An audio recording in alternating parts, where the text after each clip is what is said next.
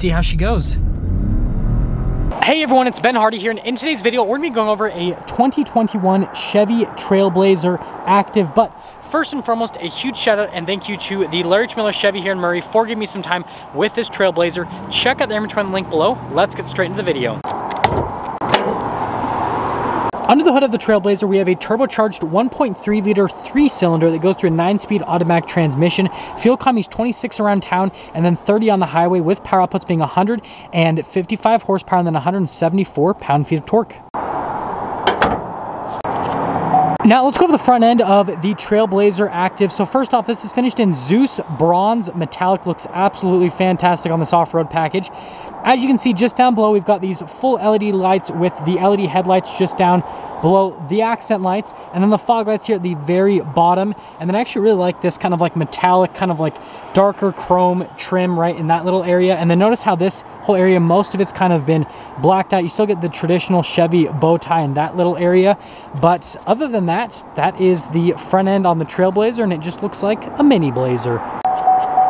Coming on the side here, we've got two 25mm tires wrapped around 17-inch wheels in the front and over in the rear. Now, in terms of what this Activ package actually adds, it does have kind of like off-road ready tires added to it, and then off-road tuned suspension as well. And then it does have a skid plate on top of that, so some nice off-road tech. And then as for the design on the wheels, I kind of go for like that basic off-roader look where the center part's kind of like blacked out, and then you have like the silver that goes all around. And then here's kind of like a quick look at, well, what we can see of the tire, and there's not much I can see of the suspension, but there is a little bit. And then notice that you actually do get the little fender flares. They're very small, but they are there.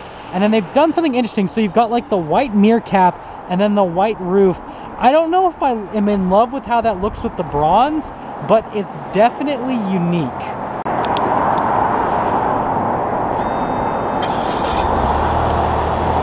Pop into the back of the Trailblazer. So first off, this cargo space is actually pretty big for how small of an SUV this is.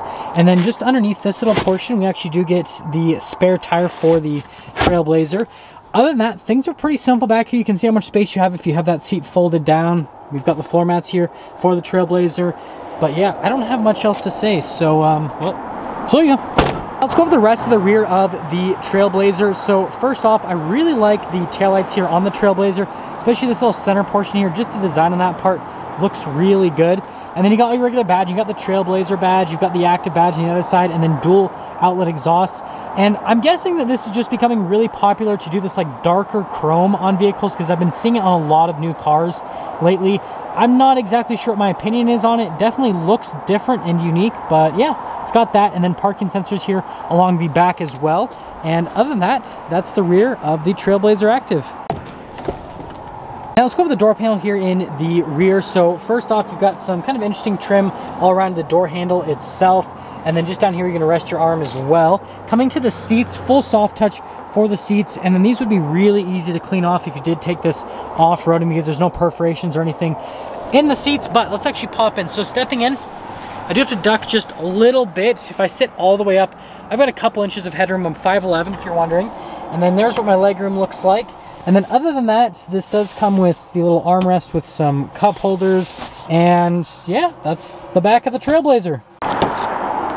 Let's go over the door panel here at the front of the Trailblazer. So first off, they put this cloth trim here on the door panel, which, I mean, definitely looks unique. And then you got the door handle right here with the door lock and unlock, all of your window controls, and then your mirror adjustments as well. And then this does come with the Bose sound system. Coming to the seats here in the front, they're super similar to the seats in the rear, except that cloth trim you have on the side of the door panel is also here on the side of the seats, but it doesn't continue here to the bottom. It's just like on that portion. I don't know, a little bit interesting. And then coming down here, you've got your adjustments for the seat, and I just noticed there is a little bit of cloth trim right there, but that's it. There's what the pedals look like at the bottom. And then we do have our light controls just up here with all of your adjustments for that. The steering wheel is manually adjustable, and there's one more look before we pop in.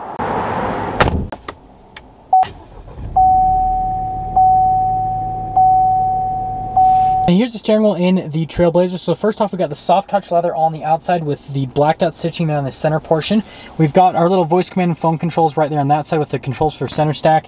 And then over here, you've got your cruise control and then your collision assistance. You do have the stock for the turn signals on that side, and then you have the windshield wiper stock on the other side. And that's the steering wheel. Here in the center, we do have analog gauges for the speed and the RPMs, but you do have that screen there in the center, which you can scroll through a couple different menus. And again, if you've watched any of my truck reviews with Chevy, then you guys will be very familiar with that little center screen. Pretty much looks identical to what you get in the trucks. And then we do have some modes. So we do have an all-wheel drive mode, and you can see if I press that button, it'll change from saying the two-wheel drive to the all-wheel drive just there at the bottom of the screen.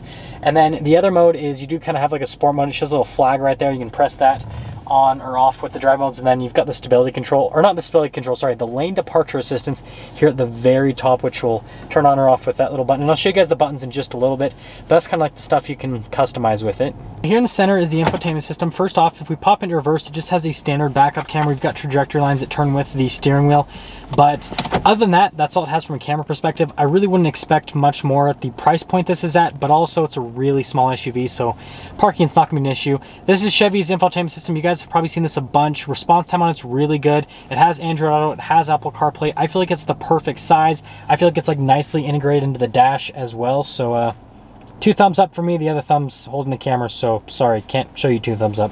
Now in this little area, we do have the climate controls. It is just a single zone climate, and then you've got your heated seat controls, and then we've got some USBs.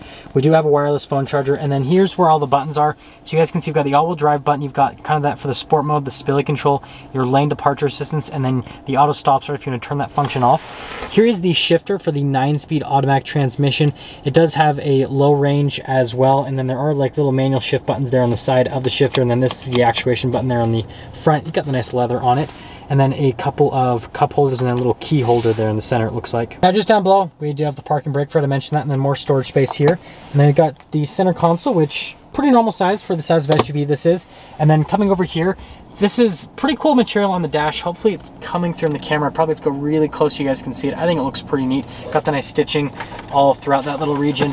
And then, well, we've got this paper in front of the glove box, but you guys can see pretty normal glove box.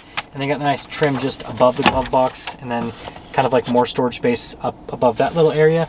But that's kind of like the whole dash. Up top here in the Trailblazer, things are pretty simple. We don't have any sunroof or anything, just a darker colored headliner. We've got lights here at the top, and I mean, pretty normal sun visors. So like, yeah, pretty normal up top. Now that we're done going over the interior on this Trailblazer Activ, let's quickly get into the pricing. So in terms of pricing, this particular Trailblazer Activ with all the equipment it has, stickers for just under $31,000 before any type of market adjustment.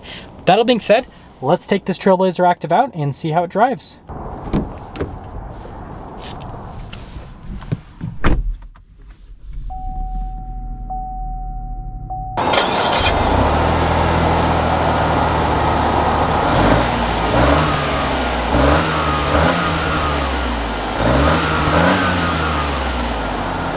Well, let's quickly go over visibility here in the Trailblazer before we set off. So first off, visibility of the hood. I mean, it's pretty normal. I just rated it average for SUVs in this segment, something that's pretty easy to get used to.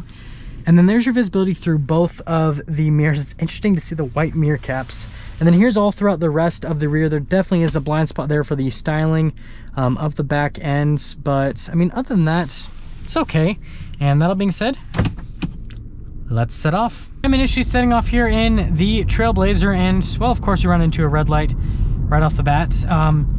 But first off, with the Trailblazer, you can definitely feel just how small the Trailblazer is. It definitely just has this like very just like small, compact feeling, which I mean, for an off-road type SUV, which this Activ package is supposed to be, then that's definitely what you want. But actually getting up and going, see how this 3-cylinder does like just kind of around town. And obviously we'll get a better acceleration just in a little bit. So the torque on it's actually not too bad. It definitely gets up and goes at like an even pace. When you're just like partial throttle, it doesn't feel too weak, to be honest. You can't really perceive a difference between this and like most 4-cylinder engines that are naturally aspirated. So like if you got a 4-cylinder that was like a 2-liter 4-cylinder, it feels pretty much the same to that from like your low-end acceleration perspective. I don't notice a whole lot of turbo lag right off the bat. And then from the road noise and the ride quality, these roads aren't the best. It's actually relatively smooth. Definitely feel a lot more through it. I just drove a Suburban Z71 yesterday, and that kind of ruined me a little bit because it was so smooth. This not nearly as smooth, but I mean, those vehicles completely different vehicle, completely different market, all that kind of stuff. But yeah, just getting up and going. I mean, this does all the normal stuff you need it to do as like a daily driver SUV. It's pretty much average for the segment. It's not any better or any worse from a daily perspective. Yeah, it feels so small. It's got a good amount of torque. This thing actually gets up and goes pretty decently, just like being very, very partial on the throttle. It gets up and moves. So now we're gonna go over these train tracks, and then we are gonna get our acceleration. So over the train tracks, pretty normal. Again, like I said, rated average, but let's see how she goes. Do get a little bit of torque steer in the two-wheel drive mode. You definitely feel a little bit of torque steer. I'm actually going to, perfect, this person's turning, so I have an excuse to stop. I'm putting it in the all-wheel drive mode, which you can press. It's on the fly, which is really neat. And let's get another acceleration, see if there's still that torque steer. Yeah, so when you're in the all-wheel drive mode, still a little bit, but it's definitely a lot less than when I was in the two-wheel drive mode. In the two-wheel drive mode, it just really like felt pretty much like a Honda Civic or something like that with the torque steer. But from an acceleration standpoint, again, this three-cylinder does pretty good. I would put it at average, and that actually get me into summing things up with this Trailblazer. Now, this is a pretty interesting vehicle. So this came out a little bit before the baby Bronco came out. You guys know what I'm talking about, the Bronco Sport. And that's pretty much this vehicle's direct competitor. Now, the Bronco Sport is a little bit more expensive than this. Like if you get like this is, you know, more of a loaded up version of this vehicle, and we're about 30 grand, whereas a loaded up Bronco Sport is about 40 grand almost, but that does have a bigger engine than this. This only has a 3-cylinder, whereas the Bronco Sport offers a turbocharged 4-cylinder. So yeah, it's pretty interesting that, again, this is kind of like, that's kind of like this vehicle's direct competitor. What I would say though is, obviously, again, this is a little bit less money. The capability on this is going to be pretty similar from an off-roading perspective with this and then with the Bronco Sport. The Bronco Sport might be just a little bit better depending on the package that you get with it, but they're both gonna be pretty similar. They both drive pretty similar. This one doesn't have as much headroom because it doesn't have that like boxy design.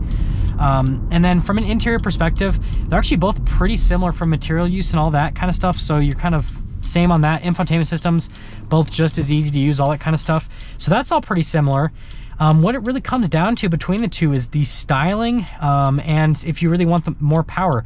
If you want more power, then, well, you'd have to go for the Bronco Sport, because that one offers that turbocharged engine. The turbocharged 4-cylinder. Sorry, I cannot talk today.